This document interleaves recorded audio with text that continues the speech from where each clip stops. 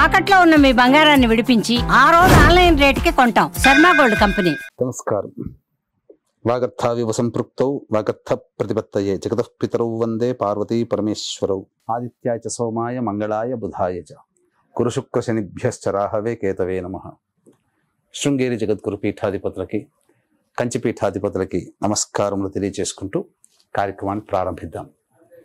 ఈరోజు మనం చర్చించుకునేటువంటి అంశము చైత్ర పౌర్ణమికి సంబంధించి మనం తెలుసుకునేటువంటిది, చాలామందికి ఉన్నటువంటిది చైత్ర పౌర్ణమి మరియు ఈ హనుమత్ జయంతి కూడా అనుకుంటూ ఉంటుంటారు. అయితే ఈ హనుమంతుని జయంతికి సంబంధించినటువంటి విషయాల్లో చాలా సందేహాస్పదమైనటువంటి నిర్ణయాలు ఉంటాయి. కొన్ని గ్రంథాల ప్రకారము చైత్ర పౌర్ణమి హనుమంతుని జయంతిగా జరుపుకోవడం, ఇది ఉత్తరాది వాళ్ళు ఉండేటువంటి ఆచారం.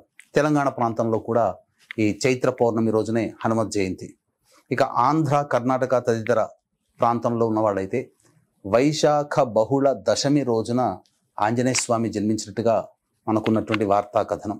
ఇక కొన్ని ధర్మసింధువు, నిర్ణయ సింధువు వంటి ధర్మ గ్రంథాల ప్రకారము ఆంజనేయ స్వామి వారు జన్మించినటువంటిది కార్తీక మాసము కృష్ణపక్షము చతుర్దశి తిథి, మేషలగ్నము, స్వాతి నక్షత్రము, మంగళవారము రోజున రాత్రి జన్మించినటువంటిగా చెప్పబడుతూ ఉన్నది. కాబట్టి ఏది ఏమైనప్పటికీ కూడాను మనకు అనేక ఆధారాలను బట్టి చూసుకుంటే మనకు ఉత్తరాది ప్రాంతం వాళ్ళకే ఎక్కువగా ఈ సంబంధించినటువంటి ఆచార వ్యవహారాల్లో సుస్పష్టముగా ఉన్నటువంటి కారణం చేత 3 విధాలుగా జరుపుకుంటుంటారు. కాబట్టి తెలంగాణ ప్రాంతం ప్రకారం, ఆచారం ప్రకారము చైత్ర పౌర్ణమి, అలాగే ఈ సంబంధించినటువంటి ఆంధ్ర, కర్ణాటక తదితర ప్రాంతాల ప్రకారం వైశాఖ బహుళ దశమి.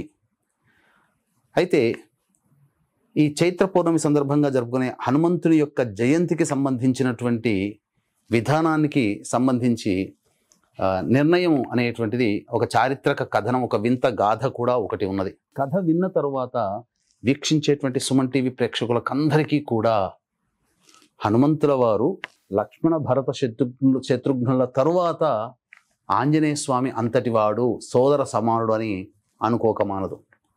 దీనికి ఉన్నటువంటి వింత గాథ గురించి మనం క్లుప్తంగా తెలియజేసుకుందాం.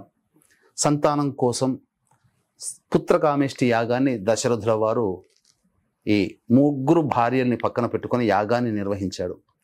తత్ఫలితముగా, యాగ ఫలితముగా యజ్ఞపురుషుడు ఉద్భవించి తన స్వహస్తాల మీదుగా పురోహితుడైనటువంటి ఈ యజ్ఞ కార్యాన్ని నిర్వహించినటువంటి ఋష్యశృంగ మహర్షి వారికి బియ్యము, బెల్లము మరియు ఆవు పాలు ఇవన్నీ ఇచ్చి పాయసాన్నము తయారు చేయమని చెప్పి, తదనంతరం ఈ యొక్క పాయసానాన్ని నైవేద్యంగా పెట్టి దశరథుల వారికి ఇవ్వమని చెప్పడం జరిగింది. 3 భార్యలకి కూడాను ఇస్తాడు, తదనంతరం సంతానం కలుగుతుందని చెప్పగా అంతటా ఋష్యశృంగ మహర్షి పాయసానాన్ని తయారు చేసి నైవేద్యంగా పెట్టి దశరథుల వారికి ఇచ్చారు. అయితే ఈ 3 భార్యలలో కైకేయికి అంటే ప్రాణం కదా, దశరథుడికి ఎక్కువ ప్రేమ కదా, ముందే నాకు ఆ పాయసాన్నం మొదటి భాగం నాకే ఇస్తాడేమో అని చెప్పి ఆలోచనలో పడింది. కానీ ధర్మం ప్రకారము పట్టమహిషికి, తదనంతరం 2వ భార్యకి, తదనంతరం 3వ భార్యకి ఇవ్వాలి. అదే ధర్మాన్ని దశరథుల వారు పాటించారు. ఈ విధానాన్ని చూసిన తరువాత కైకేయి కాస్త అలకపాన్పు, బుగ్గమూతి పెట్టుకుని అలకపాన్పు పెట్టుకుంది. అందరికీ చేతిలో ప్రసాదంలో పాయసానాన్ని సమానంగా పంచారు. నాకు ఆఖరనిచ్చాడనేటువంటి అలకపాన్పు ఎక్కి ఆకాశం వైపు చూసుకుంటూ ఆ ప్రసాదాన్ని ఇలా చేతిలో పెట్టుకొని ఆకాశం వైపు చూసుకుంటూ పరధ్యాసగా ఉండిపోయింది.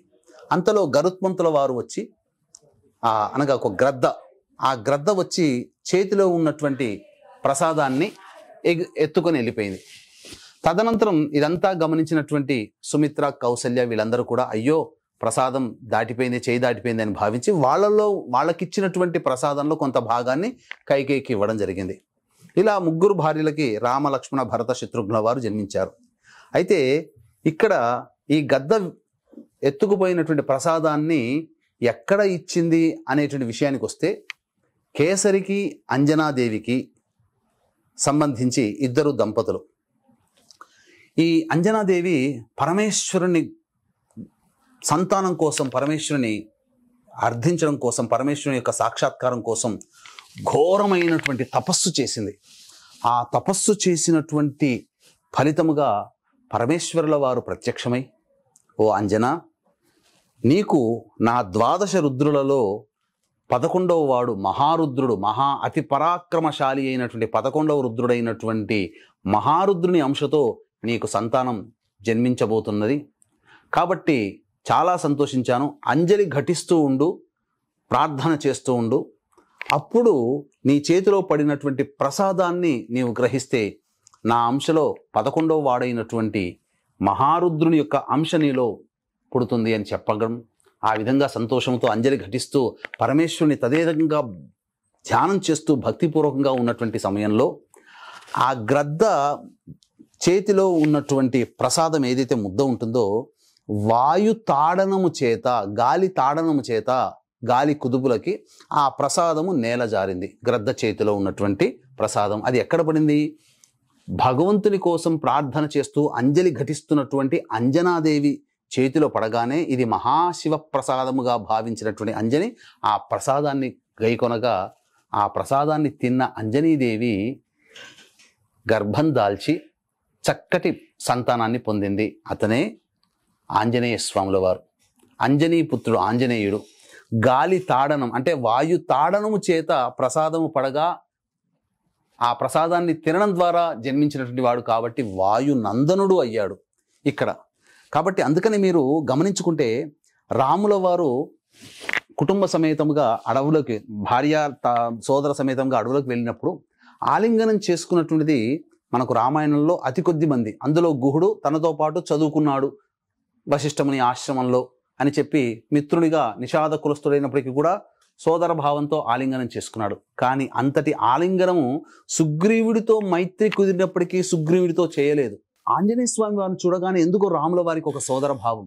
అలాగే రాముణ్ణి చూడగానే భరత శత్రుఘ్న లక్ష్మణులకి ఏ విధమైనటువంటి జ్యేష్ఠ సోదర భావం ఉంటుందో ఆంజనేయుడికి కూడా అదే సోదర భావం కలగడం చేత ఇరువురికి కూడాను సోదర సంబంధము, పరస్పరమైనటువంటి ఆరాధనా సంబంధం కుదిరింది. ఆ విధంగా ఆంజనేయ స్వామి సోదర సమానుడయ్యాడు.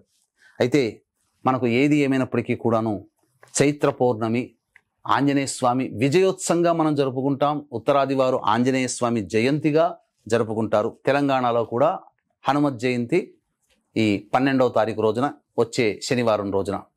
కాబట్టి ఆంజనేయుడి యొక్క అనుగ్రహం గనక కలిగినట్లయితే సకల బాధలు తొలగిపోతాయి. కాబట్టి ప్రొద్దున్నే లేచి కాలకృత్యాదులు తీర్చుకొని చక్కగా ఆంజనేయ స్వామి దేవాలయానికి చేరుకొని శ్రీరామనామ జపం చేస్తూ ఒక 108 ప్రదక్షిణలు చేయండి, లేదా 54 చేయండి, కనీసము 27 ప్రదక్షిణలైనా చేయండి. చేసిన తర్వాత ఆ స్వామికి అర్చనగా మీరు జిల్లేడు పూలతో చేసినటువంటి మాలని ఆ స్వామికి పూలమాల వేయండి. తమలపాకుతో చేసినటువంటి మాల వేయండి. లేదా చిల్లి పెట్టనటువంటి గారెల్ని తయారు చేసి మాల వేయండి. లేదు లవంగాల మాల, అలాగే ఇలాచి మాల, లేదు బెల్లముతో చేసినటువంటి వడమాల, బెల్లంతో చేసినటువంటి అప్పాల మాల వేయండి. ఇది మనకు చెప్పబడినటువంటిది. ఆ రోజున ఆ స్వామి దేవాలయంలో కనీసము 8 సార్లైనా మీరు ఈ హనుమాన్ చాలీసా పారాయణం చేయండి. మనకు శాస్త్రం ప్రకారం ఏం చెప్పబడిందంటే ఆంజనేయ స్వామికి కలిగినటువంటి గొప్ప శక్తులు ఏవైతే ఉన్నాయో ఆ శక్తుల్లో అనిమాది అష్టసిద్ధులు అని అంటారు. హనుమత్ కవచాన్ని ఎవరైతే తదేక దీక్షగా 1,25,000 సార్లు జపం చేస్తారో వాళ్ళకి అష్టసిద్ధులు లభిస్తాయని చెప్పి మనకు ఆంజనేయుడితో సమానమైనటువంటి బలాన్ని కూడా కలుగుతుందని చెప్పి మనకు శాస్త్ర గ్రంథాల్లో ఉంది. కలియుగ ప్రమాణాన్ని అనుసరించి 4 రెట్లు చేసుకోవాలంటే 5 లక్షలు చేయాలి. దీక్షగా 5 లక్షలు జపం చేయడం అనేటువంటిది కలియుగంలో దుర్లభమే. అంతేకాకుండా ఒక గొప్ప విషయాన్ని తెలియజేస్తాను.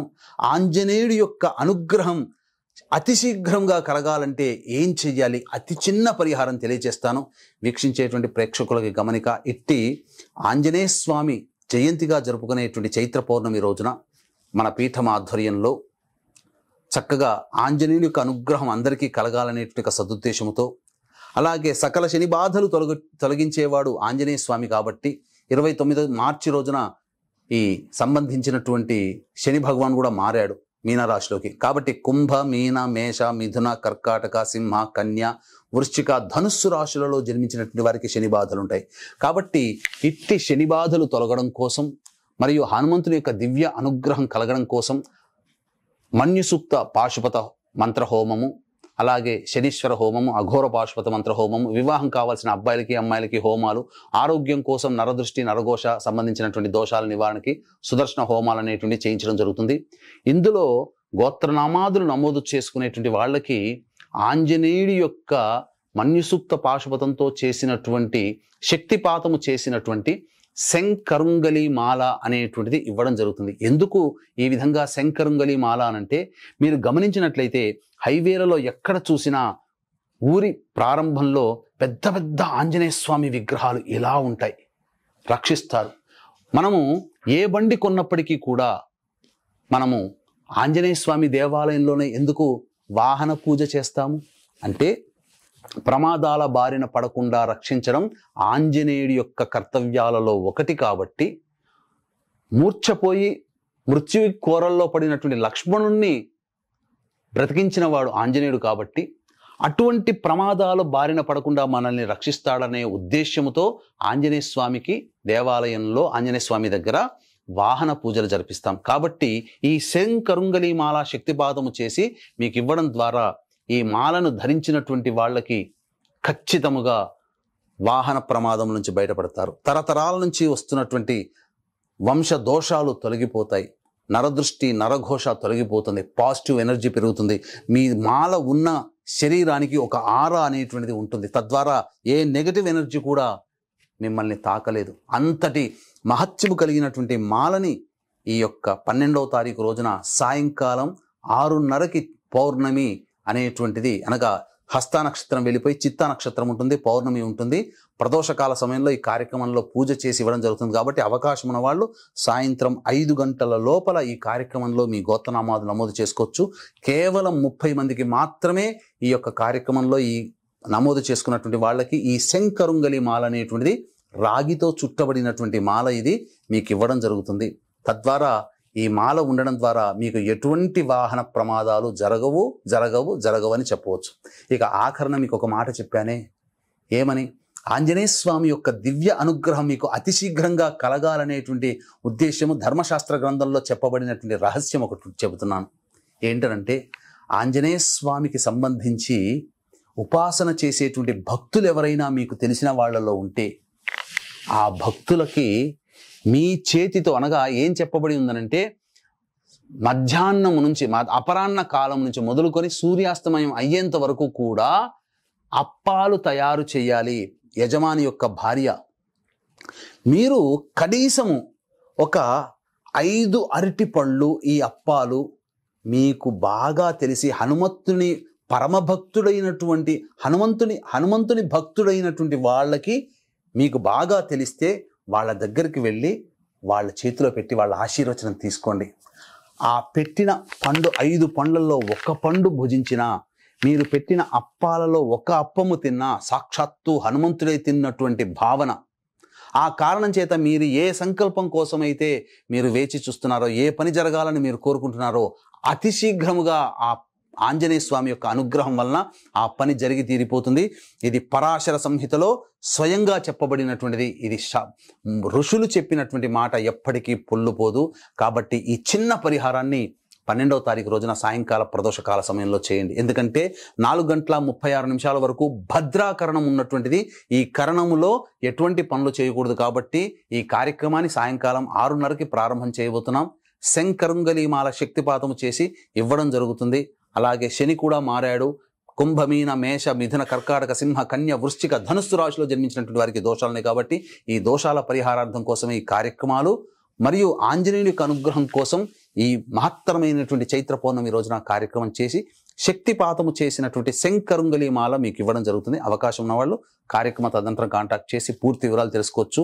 అలాగే ఆంజనేయ స్వామి యొక్క దివ్య చరిత్ర మరియు ఆంజనేయ స్వామి అనుగ్రహం అతి శీఘ్రంగా పొందడం కోసం చెప్పబడినటువంటి పరిహారాలు అవన్నీ మీరు చేసి ఆంజనేయుని యొక్క దివ్య అనుగ్రహం మీకు సంపూర్ణంగా కలగాలని కోరుకుంటూ సర్వం శ్రీ ఉమామహేశ్వర పరబ్రహ్మార్పణమస్తు.